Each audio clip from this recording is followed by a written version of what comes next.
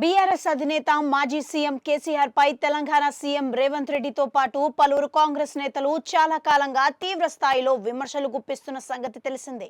కేసీఆర్ అసెంబ్లీకి రావడం లేదని, ఫామ్ హౌస్ కే పరిమితమవుతున్నారని వారు విమర్శిస్తున్నారు. అయితే అనారోగ్య కారణాలతో మరో కారణమో తెలియదు కానీ కేసీఆర్ కూడా గతంలో మాదిరిగా మీడియా సమావేశాలకు ఎక్కువగా హాజరు కావడం లేదు. ఈ నేపథ్యంలోనే తాజాగా మీడియా ముందుకు వచ్చిన కేసీఆర్ కాంగ్రెస్ నేతలకు మాస్ వార్నింగ్ ఇచ్చారు. ఇన్ని రోజులుగా తాను మౌనంగా ఉన్నానని, గంభీరంగా చూస్తున్నానని, కానీ తాను కొడితే మామూలుగా ఉండదని కేసీఆర్ హెచ్చరించారు. మామూలుగా కొట్టడం తనకు అలవాటు లేదని, కొడితే గట్టిగా కొడతానని కేసీఆర్ చేసిన కామెంట్లు ఇప్పుడు వైరల్ గా మారాయి.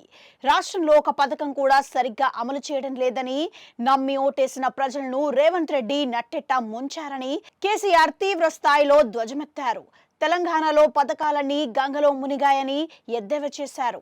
కరోనా విపత్తు సమయంలో కూడా రైతు బంధు పథకం ఆపలేదని, రైతులను ఆదుకున్నామని కేసీఆర్ గుర్తు చేశారు.